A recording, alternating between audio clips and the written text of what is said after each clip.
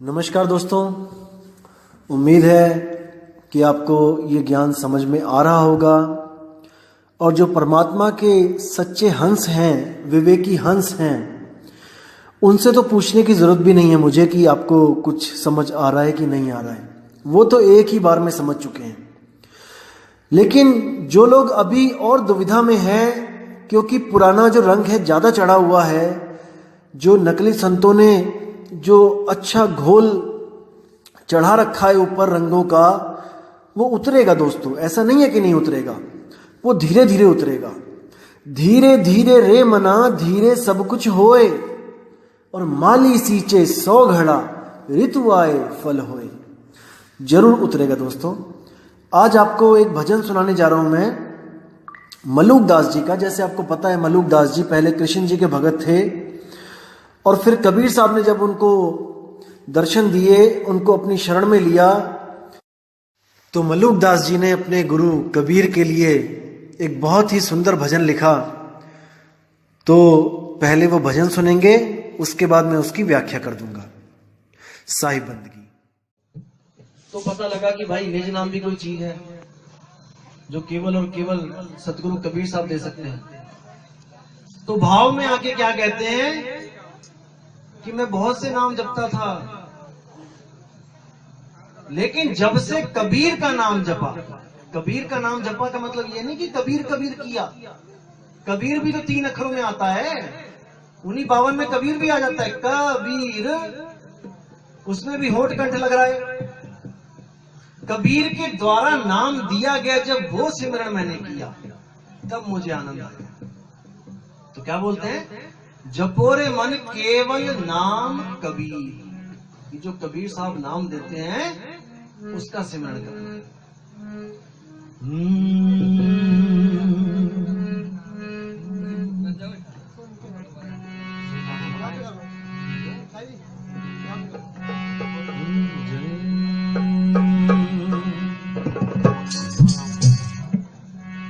जपोरे मन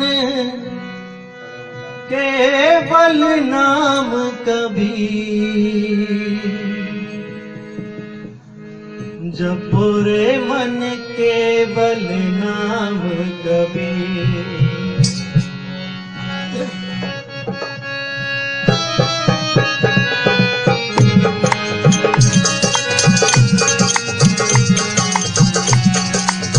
जपोरे मन केवल नाम कबीर, जपोरे मन केवल नाम कबीर, जपोरे मन केवल नाम कबीर, जपोरे मन केवल नाम कबीर, जपोरे मन साहिब नाम कबीर, जपोरे मन साहिब नाम कबीर, जपोरे मन केवल नाम कबीर, जपोरे मन केवल नाम कबीर।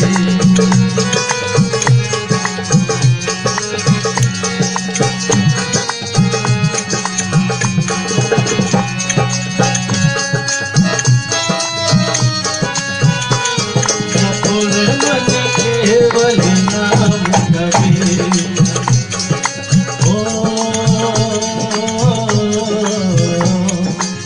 सतलोक से चल कर आए, सतलोक से चल कर आए, काटन यम जन जीरो सतगुरु, काटन यम जन जी। सब हंसों की अरे जी सतगुरु हो, सब हंसों की अरे जी सतगुरु, देव लगाओ री। जपोरे मन केवल नाम कबीर, जपोरे मन केवल नाम कबीर, जपोरे मन केवल नाम कबीर,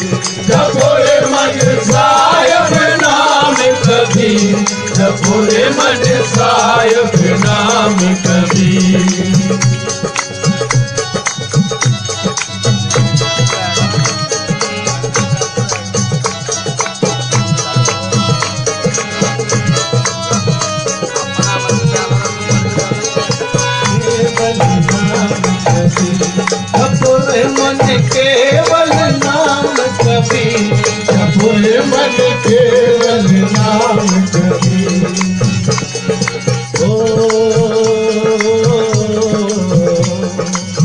एक समय गुरु बंसी बजाई, एक समय गुरु बंसी बजाई, कालंदरी के तीर धन गुरु, कालिंदरी के तीर, सुनर मुनि सब चकित भये हैं, ओ सुंदर मुनि सब जगत भये हैं, रुचि कर करियानी, जपो रे मन केवल नाम कबीर, जपो रे मन केवल नाम कबीर, जपो रे मन केवल नाम कबीर, जपो रे मन साहिब नाम कबीर, जपो रे मन साहिब नाम कबीर।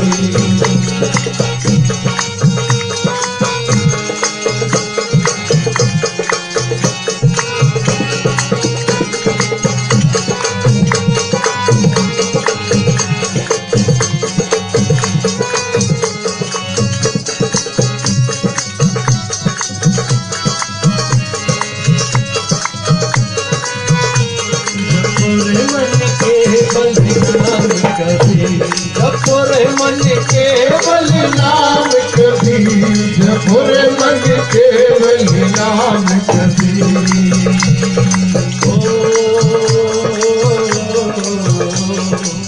चार भाग से सतगुर न्यारे, चार भाग से सतगुर न्यारे, अजरो अमर शरीर धन गुरु, अजरो अमर शरीर, कोई काटे कोई अकल करावे, हो कोई काटे कोई अगन चलावे, भूल न पाया शरीर, जपो रे मन केवल नाम कबीर, जपो रे मन केवल नाम कबीर, जपो रे मन केवल नाम कबीर, जपो रे मन साहिब नाम कबीर, जपो रे मन साहिब नाम कबीर।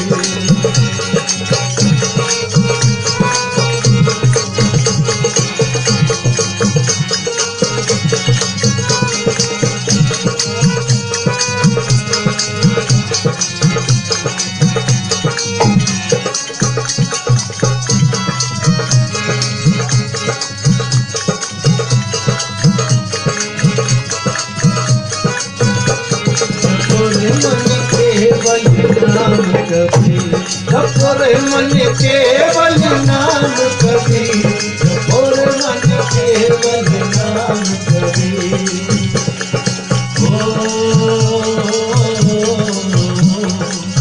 काशी खज गुरु मग हरि आए, काशी सच गुरु मगे हरे आए, दोनों दीन के पीर धन गुरु, दोनों दीन के पीर, दस मलुक सलूक कहते हैं, हो दस मलूक सलूक कहते हैं, हो जो खसम कभी, जपो रे मन केवल नाम, जपो रे मन केवल नाम कभी, जपो रे मन केवल नाम कभी, जपो रे मन साहिब नाम कभी, जपो रे मन साहिब नाम कभी, जपो रे मन केवल नाम कभी, जपो रे मन केवल नाम कभी, जपो रे मन साहिब नाम कभी, जपो रे मन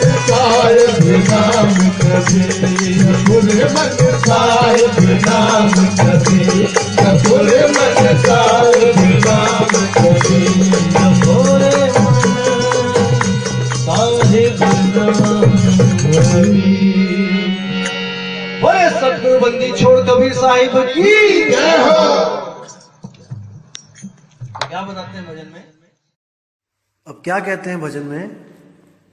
जपो रे मन केवल नाम कबीर। केवल, विचार करना दोस्तों, केवल का मतलब होता है एक, केवल एक, ओनली वन। जैसे बाबा नानक कहते हैं एको सतनाम, बस दूसरा कुछ नहीं चाहिए। वही मलुकदास जी कह रहे हैं जपो रे मन केवल, यानी कि अब दूसरी किसी चीज की आस नहीं है, दूसरा कोई नाम नहीं चाहिए मुझे, केवल नाम कबीर। अब कई लोग सोचेंगे कि शायद ये लोग कबीर वाला नाम देते हैं, कबीर कबीर जपने को देते हैं। नहीं दोस्तों, कबीर भी 52 अक्षरों में आता है। क बी र, 3 नाम है, 3 अक्षर हैं, इससे कबीर बनता है। ये नाम कबीर भी तब बना था जब 52 अक्षर बने थे, उसके बाद कबीर नाम बना है, उससे पहले कबीर भी नहीं था। मतलब कबीर था लेकिन उसका नाम नहीं था। जो कबीर तत्व है वो नी तत्व था, लेकिन उसका नाम नहीं था। वो तब रखा गया जब वो इस दुनिया में आया, हमें समझाने के लिए। तो इस दुनिया की जो रीत है कि कोई भी आदमी पैदा होगा या कोई भी नई चीज हमें दिखाई देगी तो सबसे पहले हम उसका नामकरण करेंगे, ताकि हम उसको एक अलग हस्ती देकर उसको भी इस दुनिया में उसको अस्तित्व देंगे, ताकि वो भी एग्जिस्ट कर सके इस दुनिया में। और हमें कोई भी नया बंदा मिलता है, सबसे पहले हम यही पूछते हैं, भैया तुम्हारा नाम क्या है? तो कबीर साहब जब यहां पे आए तो उनको भी पता था कि उनसे उनका नाम पूछा जाएगा, तो उन्होंने अपना नाम रखा कबीर। लेकिन वो ये कह के नहीं गए कि मेरा नाम जपना है आप लोग ने, बिल्कुल नहीं। साहिब कहते हैं मुख से कहे कबीर कबीर तो ना कटे काल की पीर, नाम हमारा सब जग लेता भेद हमारा कोई न कहता, मेरा भेद पावेगा सोई और जिसका सतगुरु पूरा होई। जो उस कबीर का भेद बता दे वही गुरु पूर्ण है, वरना सब 52 अक्षर के पुजारी हैं। अब क्या कहते हैं? सतलोक से चलकर आए काटन यम जंजीर, सब हंसों की अर्जी सतगुरु खेव लगाओ तीर, जपो रे मन केवल नाम कबीर। कहते हैं सत्यलोक से चलकर आए, यानी कि अपने निज स्वरूप को छोड़कर वो हमें समझाने के लिए आए। उस सत्य स्वरूप से इस देह स्वरूप में आए, वो हमारी खातिर। सत्यलोक से चलकर आए काटन यम जंजीर, इस मन और माया की कैद से इस जीवात्मा को छुड़ाने के लिए आए। सब हंसों की अर्जी सतगुरु और खेव लगाओ तीर, उस मेरी किश्ती को खेव के पार कर दो सतगुरु। सब हंसों की अर्जी, सब हंस अर्जी कर रहे हैं। हंस का मतलब यह नहीं कि कोई कहे बगुले जैसा हंस। हंस का मतलब वो शुद्ध आत्माएं जो गलती से इस लोक में आके फंस गई, अपने स्वरूप को भूल गई और इस 3 लोक में आकर मन माया के साथ लिप्त हो गई। अब जो विवेकी हंस है वो अरदास कर रहे हैं कि हे मेरे गुरु, मुझे दोबारा मेरा वही रूप दिलवा दो, मेरे रूप का भेद बता दो, ताकि मैं दोबारा उस सत्य स्वरूप में स्थित हो जाऊं, जन्म मरण से बच जाऊं। तो आगे क्या कहते हैं? एक समय गुरु बंसी बजाई कालिंद्री के तीर, सुर नर मुनि सब थकित भये और रुक गया दरिया नीर। मतलब ये जो बात है ये भेद की बात है।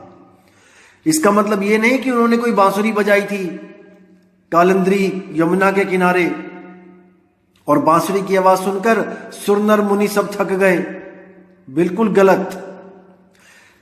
एक समय गुरु बंसी बजाई, यानी कि कबीर साहब ने जो उनको शब्द दिया था, जब वो शब्द प्रकट हुआ, वो धुन प्रकट हुई, वो अखंड ध्वनि जब प्रकट हुई, काल इंद्री के तीर, यानी कि काल और इंद्री यानी कि ये 3 लोक 10 इंद्रियां और मन, काल, इससे परे।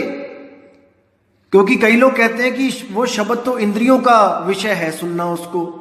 नहीं दोस्तों, जो इंद्रियों का विषय है वो अनहद शब्द है, सार शब्द नहीं है। जो इस शब्द की बात चल रही है ये कालेंद्री के तीर, यानी कि काल, मन और इंद्रियों से परे की बात चल रही है। ये सांकेतिक ज्ञान है, ये गुप्त ज्ञान है। अब कहते हैं सुर नर मुनि सब थकित भय हैं, यानी कि सुर नर मुनि थक गए हैं। यानी मतलब कि जो अवस्था मुझे मिल गई है, सुर नर मुनि थक गए तपस्या कर करके, उनको नहीं मिला वो जो मुझे मिल गया। और रुक गया दरिया नीर, इसका मतलब क्या है सांकेतिक, कि समय भी रुक गया। दरिया नीर कभी नहीं रुक सकता, लेकिन वो भी रुक गया, यानी समय से पार चला गया, मैं अकाल में चला गया। अब वहां पर समय नाम की कोई चीज नहीं है। दोस्तों, जहां पर भी समय है वो काल की हद में है, इसीलिए उसको अकाल बोला है, यानी कि कालों से परे। काल यानी समय भी उसका कुछ नहीं बिगाड़ सकता, और ये आत्मा स्वयं काल से परे है, यानी कि समय से परे है। ना तो ये कभी पैदा हुई और ना ही इसका कभी अंत होगा। ये आत्मदेव अजन्मा है, इसको गांठ बांध लो आप लोग। जब तक ये चीज आपके दिमाग में नहीं गई, जब तक आप इस ज्ञान को नहीं समझ पाओगे। आत्मदेव अजन्मा है, अजन्मा, इसको किसी ने पैदा नहीं किया है। अजूनी सैभंग, सैभंग यानी स्वयं से पैदा होने वाला। तो यहां पे इशारे इशारे में बता रहे हैं कि सब कुछ थम गया, रुक गया, हर चीज रुक गई, मेरी उम्र भी रुक गई। यानी कि मैं उस अवस्था को प्राप्त हो गया कि अब मेरी उम्र इतनी हो गई जिसका कोई अंत ही नहीं है।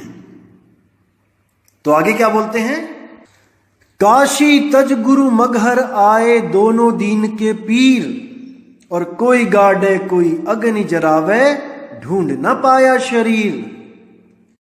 यानी उस समय ये रीति चल रही थी कि अगर किसी को लगे कि मेरी मौत आने वाली है, मैं बूढ़ा हो गया हूं, बुजुर्ग हो गया हूं, तो वो अपना सारा बोरिया बिस्तरा उठाकर काशी को चले जाते थे, ताकि हम काशी में मरे और हमें स्वर्ग की प्राप्ति हो, जैसे ब्राह्मणों ने पढ़ा रखा था। लेकिन कबीर साहब ने क्या किया, बिल्कुल उल्टा। काशी तज गुरु मगहर आए, काशी को छोड़कर जब कबीर साहब ने देखा कि अब मुझे जाना चाहिए यहां से, काफी उम्र हो गई है, तो वो मगहर की तरफ चले गए और उन्होंने उस रीति रिवाज का खंडन कर दिया। लोगों को जाते जाते इस भ्रम से निकाल दिया कि अगर किसी खास जगह में आप मरते हो तो इसका मतलब ये नहीं है कि आपको स्वर्ग मिलेगा। स्वर्ग आपके कर्मों के द्वारा मिलेगा, कौन कौन से कर्म किए हैं आपने, उसके हिसाब से मिलेगा। कहते दोनों दीन के पीर, जब कबीर साहब मगहर गए तो दोनों दीन, हिंदू मुसलमान दोनों आए उनसे अंतिम दर्शन करने के लिए उनके। लेकिन क्या हुआ, वहां पे झगड़ा हो गया कि हिंदू कहते हैं हम जलाएंगे, मुसलमान कहते हैं हम दफनाएंगे गुरु जी को, क्योंकि दोनों धर्मों के गुरु थे वो। तो कहते कोई गाड़े कोई अग्नि जरावे ढूंढ ना पाया शरीर, वो उनको नहीं मिले। जब कबीर साहब ने दोनों जो समुदाय थे उनको अंतिम दर्शन दिए तो वो झोपड़ी में चले गए और वहां पे चादर तान ली, चादर ओढ़ ली। तो बाहर झगड़ा होने लग गया कि हम जलाएंगे हम दफनाएंगे। उस वक्त आकाशवाणी हुई कि खोलो पर्दा है नहीं मुर्दा, मिथ्या युद्ध कर डाला, ए मूर्ख नादाना तुमने हमें नहीं पहचाना। जब ये आवाज सुनी उन्होंने तो सब अंदर भागे गए और देखा कि चादर के नीचे कबीर साहब लेटे हुए हैं, पूरा ढका हुआ था उस वक्त शरीर पूरी चादर से। तो उन्होंने जब चादर उठाई तो वहां पर क्या देखा उन्होंने कि कोई लाश ही नहीं है, कोई शरीर नहीं यहां पे, और फूल ही फूल पड़े हुए थे। तो यानी जाते जाते भी हिंदू मुसलमान का झगड़ा उन्होंने खत्म किया और उन दोनों ने आधे आधे फूल बांट के अपना मंदिर और अपनी मस्जिद उसी स्थान पे बनाई। आज भी अगर आप जाओगे मगहर में तो वो आपको साक्षात वहां पर मंदिर मस्जिद दिखाई देगा। ये कोई किताबी बातें नहीं है। उस वक्त 60,000 शिष्यों के बीच में वो मंदिर और मस्जिद बनाया गया था। ये प्रमाणित है। तो आगे क्या कहते हैं? 4 दाग से सतगुरु न्यारे, अजरो अमर शरीर, दास मलूक सलूक कहते हैं, खोजो खसम कबीर। यानी 4 दाग से सतगुरु न्यारे। 4 दाग कौन से हैं? सबसे पहला दाग है जन्मना, दूसरा दाग है भोजन करना, तीसरा दाग है स्त्री के साथ विवाह करना, और चौथा दाग है मृत्यु को प्राप्त हो जाना। इन 4 दागों से सतगुरु कबीर साहब न्यारे थे। 4 दाग से सतगुरु न्यारे, अजरो अमर शरीर। यानी कि उनका जो शरीर था, जो केवल देखने में लग रहा था कि एक इंसान की तरह है, जो हमें समझाने के लिए उन्होंने धारण किया था, वो भी अजरो अमर था। शेख तकी के कहने पे 52 बार उनके शरीर को खत्म करने के लिए उन पे प्रहार किए गए, लेकिन कोई कुछ नहीं बिगाड़ पाया। तो कहते हैं 4 दाग से सतगुरु न्यारे, अजरो अमर शरीर, दास मलूक सलूक कहते हैं, अरे खोजो खसम कबीर, जपो रे मन केवल नाम कबीर। कि अगर कोई खसम है हमारा, खसम का मतलब ये नहीं कि वो मेरा पति है, कहने का मतलब कि जैसे एक पति अपनी पत्नी की रक्षा करता है, जैसे जब सीता का हरण हुआ तो उसका पिता नहीं आया रक्षा करने के लिए, उसका ससुर नहीं आया रक्षा करने के लिए, उसके भाई बहन नहीं आए रक्षा करने के लिए, श्री राम को जाना पड़ा। तो खसम ही रक्षा करता है। इसी तरह कहते हैं खोजो खसम कबीर, यानी कि ऐसा खसम बना लो, ऐसे संत की शरण में चले जाओ, ऐसा सतगुरु कर लो जो तुम्हें बचा ले। और इस अखिल ब्रह्मांड में नजर घुमा के देख लो, सतगुरु कबीर साहब के अलावा हर संत आपको ब्रह्म तक ले जा सकता है, शून्य तक ले जा सकता है, उसके आगे कोई नहीं जा सकता। क्योंकि जन्म मरण में आकर सब के सब अपने स्वरूप को भूल गए। इसलिए कबीर साहब को हर युग में बार बार यहां पर चेताने के लिए आना पड़ रहा है। लेकिन हम ऐसे मूर्ख हैं जो उनकी बातों को समझते नहीं हैं और फिर इसी 84 के चक्कर में चले जाते हैं। तो दोस्तों, इस बार पूरा दिमाग लगा देना है, पूरा विवेक लगा दो। मैं कहता हूं हर चीज, बाल की खाल निकाल दो, लेकिन इस जन्म में हमने मुक्त होना है जीते जी। मर के नहीं देखी किसी ने मुक्ति, जीते जी मुक्त होना है। और जो जीते जी मुक्त नहीं हो पाया, मुझे दुख के साथ कहना पड़ेगा कि उसको अगला जन्म लेना ही पड़ेगा, कोई दूसरी ऑप्शन नहीं है। ये पंथ कबीर साहब का जो है, इसमें जीते जी मुक्ति दिलवाई जाती है, इसमें मरने के बाद की आस नहीं लगवाई जाती। इसी जन्म में मुक्त होना है, अपने स्वरूप को जानना है, उस स्वरूप में स्थित होना है और सहजता के साथ अंत समय में इस शरीर को कपड़े की तरह उतार देना है। बस इतना ही करना है और कुछ नहीं, कोई जंतर नहीं, कोई मंत्र नहीं, कोई तंत्र नहीं। तो दोस्तों, उम्मीद करता हूं आपको ये भजन भी अच्छा लगा होगा और इसकी व्याख्या भी आपके समझ में आई होगी। बहुत जल्दी मिलेंगे दोस्तों अगली ऑडियो के साथ।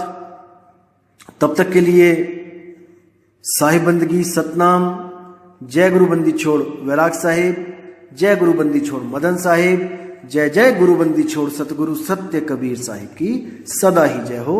साहिब बंदगी सतनाम।